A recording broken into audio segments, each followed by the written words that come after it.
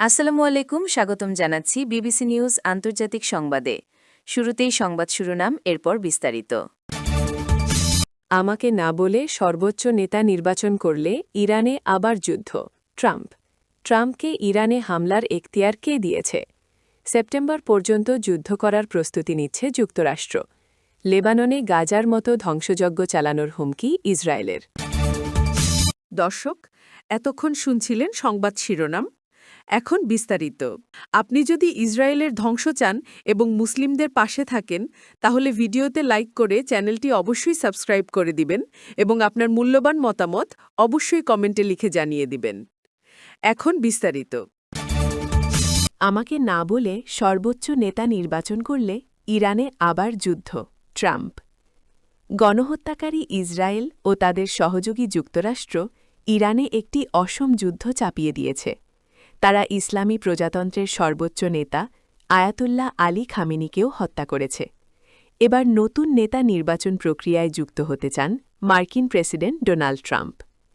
অ্যাক্সিওসকে দেওয়া এক সাক্ষাৎকারে মার্কিন প্রেসিডেন্ট বলেছেন, ইরানের সর্বোচ্চ নেতার মৃত্যুর পর পরবর্তী নেতা নির্বাচনে তাকে ব্যক্তিগতভাবে যুক্ত হওয়া উচিত বলে তিনি বিশ্বাস করেন।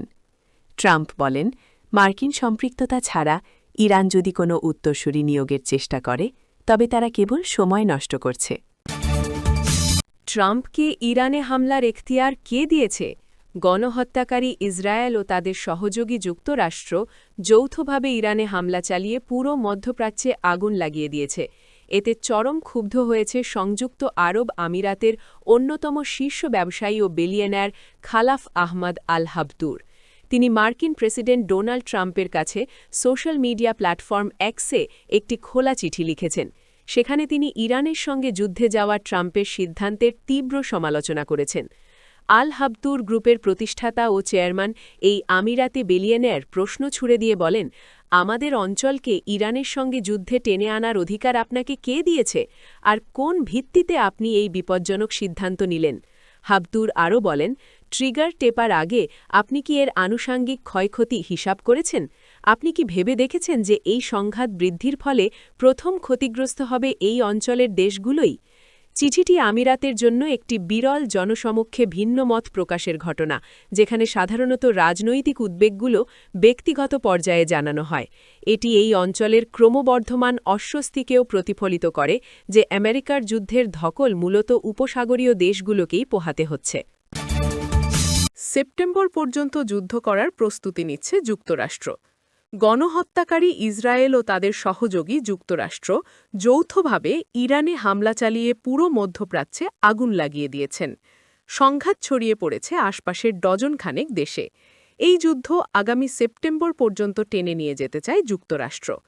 মার্কিন প্রতিরক্ষা সদর দপ্তর পেন্টাগন গোয়েন্দা কার্যক্রম দ্রুত সম্প্রসারণের পদক্ষেপ নিচ্ছে, কারণ ইসরায়েলের পাশাপাশি ওয়াশিংটনও ইরানের বিরুদ্ধে একটি দীর্ঘস্থায়ী যুদ্ধের প্রস্তুতি নিচ্ছে, যার সামরিক পরিকল্পনা এখন শরৎকাল পর্যন্ত বিস্তৃত করা হয়েছে।